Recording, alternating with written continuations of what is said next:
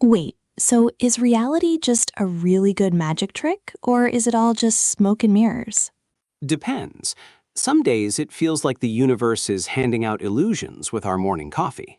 Today, we're poking at those lines between spiritual power, human greatness, and whatever's behind the curtain. Hey Beller, hang tight while we pull our notes together and get this episode sorted.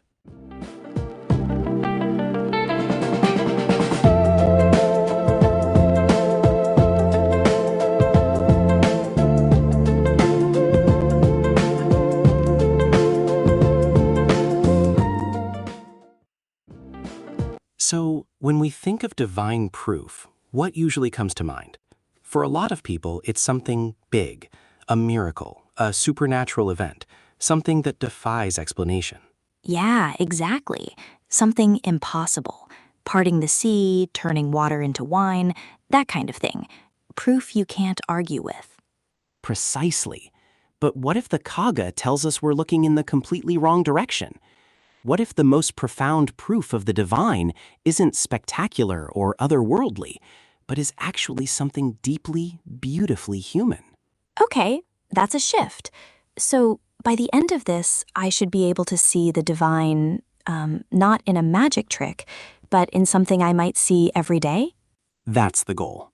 To recalibrate our spiritual vision away from the rare and miraculous and toward the common, yet profound, greatness within people. To start, let's look at two competing ideas. On one hand, you have what the Kaga calls siddhis.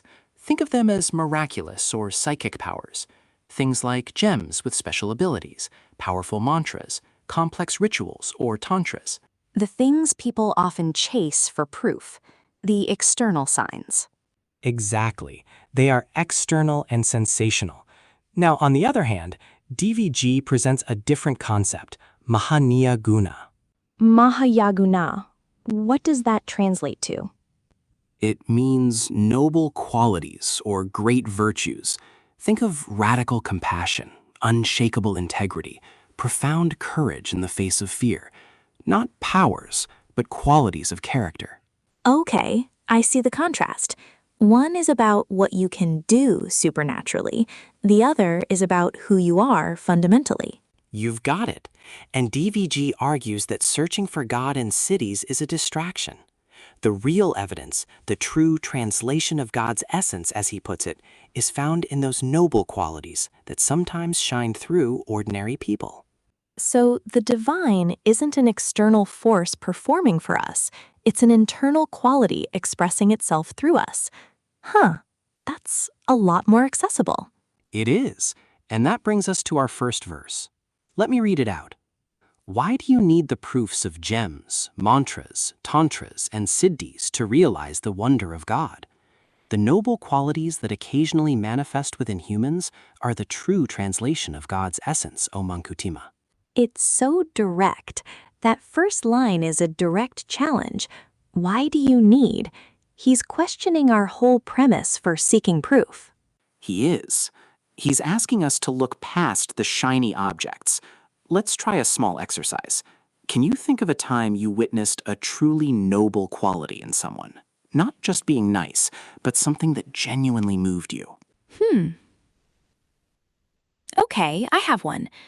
A few years ago, a colleague of mine, his project was canceled after months of work. Everyone expected him to be angry, bitter. Instead, the first thing he did was gather his team and publicly praise every single one of them, taking the blame for the project's failure, even though it wasn't his fault. Wow, that's a powerful example. What was the feeling in the room? It was awe, just quiet awe. It was a moment of incredible humility and grace under pressure. It changed how everyone saw him. It felt more real than any story of a miracle, you know? That's exactly it. That's the Mahaniya Guna. DVG is saying that feeling, that moment of witnessing true human greatness, is your evidence. That's God's signature, not in a supernatural spectacle, but in the quiet strength of human character. Oh, I see now. The translation of God's essence. It wasn't a mysterious power. It was a human virtue so pure it felt divine. Exactly. And this idea of an accessible, indwelling divine connects beautifully to the second verse, which broadens the scope from the individual to the universal. Okay, I'm Ray. It goes, "They read the poems of Greece in Delhi, the scriptures of Kashi in Oxford. Divisions of country and time do not exist in the realm of the mind. That breath is God's, O Mankutima." Wait, so wisdom from one side of the world is studied on the other? That feels very modern, but he wrote this decades ago. It's incredibly prescient. He's saying that true wisdom, true insight, isn't bound by geography or culture. It's universal. The realm of the mind is a borderless kingdom where truth can be recognized, no matter its origin. So, the same way the divine isn't limited to spectacular miracles, essential truth isn't limited to one holy book or one enlightened culture. It's everywhere, accessible to anyone. You've got it. This taps into DVG's wider philosophy of Brahmanubhava, the all-encompassing universal spiritual experience. It's a reminder that the breath that animates a philosopher in Oxford is the same divine breath that animates a poet in Delhi. The underlying essence is one and the same. It reminds me of what we discussed about dual witnesshood a while back, unifying our inner and outer worlds. This feels like a global version of that, recognizing the same truth, the same divine spark, whether it's in our own tradition or one from across the planet. That's a brilliant connection. It is. It's seeing the universal in the particular. The divisions of nation, time, and creed, they dissolve in the mind that's open to truth. But this, of course, leads to a very difficult and common question. Yeah, I was just thinking it.